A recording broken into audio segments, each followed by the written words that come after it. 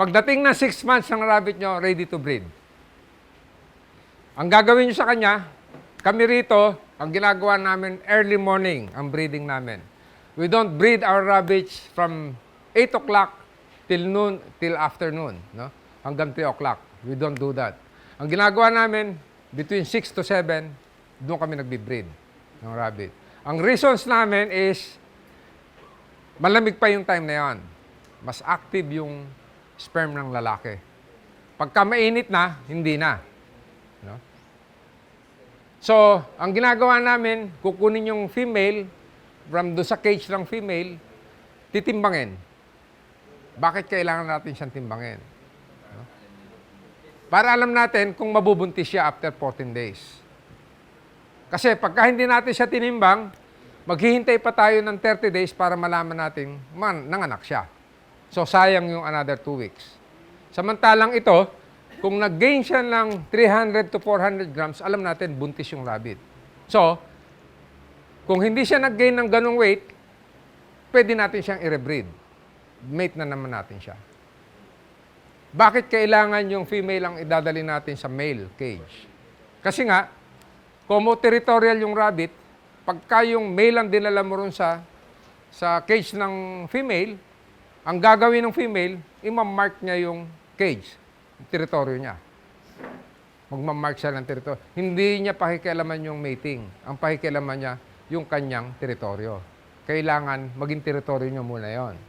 Kung female, lalagay mo sa cage ng male, hayaan mo magmarking yung female, habang nagmamarking siya, nagmamount yung lalaki. Ang practice ho namin dito sa farm, at least makatatlo na minimum successful mount yung male.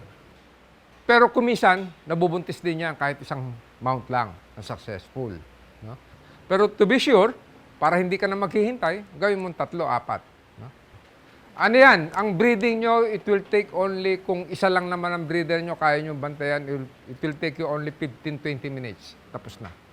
Nakatatlo na yan. Baka nga nakasampu pa yan eh. Yan, nag-mount na yung male. Pak!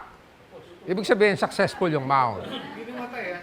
Hindi naman, nabubuwal lang. Nabubuwal lang siya. Kung tamang edad yung rabbit, hindi kayo magkakaroon ng problema sa breeding. Madaling mag-mount yan, papayag ka agad yung babae. Kasi yung babae, pagka ayaw nyo magpa-breed, dadapa lang mga ganun yan eh. Hindi na makapag-breed yung lalaki. No? So, kung tama siya, let's say 6 months, or if you're following the 70 cycle, kung 70 cycle, mag plus or minus 5 ka dyan, okay lang. Huwag lang hihigit ka ng 1 buwan. Mahihirapan ka mag-breed. Kayang mag-breed ng lalaking back, yung back ng 10 to 20, as long as magpapagitan ka ng 1 day. Breed ka ngayon, pahinga isang araw, breed uli. Or kahit na 2 days. Basta, yun nga, isang beses mo lang siya gagamitin isang araw. After that, pahinga ka na isang araw, breed mo uli. Ngayon, after 14 days ng breeding, pwede mo siyang timbangin uli. Magtitimbang ka, pagka siya nag-gate ng 300 to 400 grams, ibig sabihin, buntis yung rabbit mo. But kung hindi nag-gain ng weight ng 300 to 400 grams, 100 grams lang, pwede mo siyang i-rebreed. Bibreed mo uli siya. Ibig sabihin, hindi siya nabuntis. No? Kaya, ito yung sinasabi ko na we have to measure our feeding. No? Pagka ang pagpapakain natin sa kanya, sige-sige lang, hindi mo alam. Buntis ba yan o tumaba lang dahil sa sobrang pagkain. No? Pero kung measure lang kinakain nila, na talagang naka-fix yung kanilang weight, 2.5 grams per 2.5 kilos, ang weight ng isang breeder mong babae, alam mong kaya siya nag-gain ng weight dahil buntis siya. Isa pang sistema para malaman mo siyang buntis is yung palpation.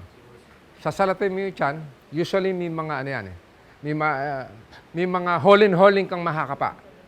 No? Pagka nakapa mo yung mga holin-holin na yon, ibig sabihin buntis din siya. Pero ito, hindi ko ina-advise kasi delikado eh. Pagka napadiin ka ng gusto, kumisa nakukunan. Kami meron dito, isa pang reason yung kaya ako pinakukontrol ko yung feeding kasi nga, based on our experience, pagka ang rabbit tumimbang ng 3 kilos or more, mahirap magbuntis yung rabbit. Tapos, manganak man yan, magbuntis man yan, ang anak niyan, 2. Isa. Ganun lang, kokonti. Ang nanganak naming rabbit dito, yung tumitimbang ng 1.5 kilos to, no, 2.5 kilos to 2.8 kilos. Yun yung nanganak ng 8, 10. Kala mo payat yung rabbit, pero yun yung maganda na nanganganak siya. Hindi naman ibig sabihin payat, hindi siya healthy. 26 days, maglagay ka na ng nest box. Dati-dati ang nest box ho namin is kahoy. Kaya lang, inuubos din niya. Kinakain niya. So, nag-device kami para hindi nila kainin. Ito, galvanized ano na rin, na flat sheet. Ito ang ginagamit namin sa kanya. Ano to? 26, gauge 26. Manipis lang, hindi naman kailangan makapal eh. Yung pagtatanggal ho niya ng dito sa ano, ng kanyang balahibo, tingin ko dalawang purpose eh. Para expose yung kanyang breast, para makita nung makasuso yung mga anak niya. At the same time, may kumot yung kanyang mga anak. Kaya, once na nanganak ko siya, hindi nyo makikita yan. Nakatabon siya ng balahibo. Kami rito, para malaman kung may namatay, maamoy nyo yan the following day. Mabaho yung lugar na yon. So, hanapin nyo kung alin yung patay. Wag na wag nyong makakalimutan to. At isa pa, maglagay lang ho kayo ng mga tuyong damo dun sa kanina natin na yung kainan niya. Kasi yon, kung kulang yung kanyang tinanggal na balahibo, kukuha siya rin ng damo, gagawa pa rin siya ng pugad niya. Wag na wag kayong maglalagay dito ng damo. Kasi pagka kayo mismo yung naglagay ng damo dyan, may posibilidad na hindi siya manganak dito, sa labas siya manganak. Ayaw niya ng pinakikialaman siya. Gusto niya, siya lang lahat ang gagawa. Tapos pagka nanganak siya, wag na wag niyong hahawakan yung kanyang anak. Kasi pagka nahawakan niyo yan, naamoy niya na merong foreign smell, amoy ng tao, i-abandon niya na yan, mamatay na lahat yung anak. So, isa pang mistake ng karaniwan nag-aalaga ng rabbit is, akala nila hindi pinasususo. Kasi kung magpasuso ang rabbit is once lang a day. Hindi kamukha ng baboy yan na mayat-mayat, makita nyo, hihiga yung nanay, sususo na lahat yung mga anak. Ito, kadalasan sa gabi. Makikita nyo lang sumususo yung mga anak niya pag kayong nakalabas sa nest box. Hinahabol na yung nanay niya. Kung minsan, naglalakad yung nanay, nakabitin doon sa susunong nanay, yung mga anak. Ang rabbit ho, 5 days, nagkakabalahibo na siya unti-unti. Within 5 days. 10 days, didilat na ang mata niya. 15 days, lalabas na yan dito. So, pagka nakalabas na lahat yung anak dito sa nest box, kakain na yan. Lahat ng kinakain ng nanay, kakain na siya. Kung pinakain nyo ng damo, kakain na rin siya ng damo. Kung pinakakain nyo ng pellets, kakain na rin siya ng pellets. In preparation na pagka winin nyo siya, alam niya na kainin lahat.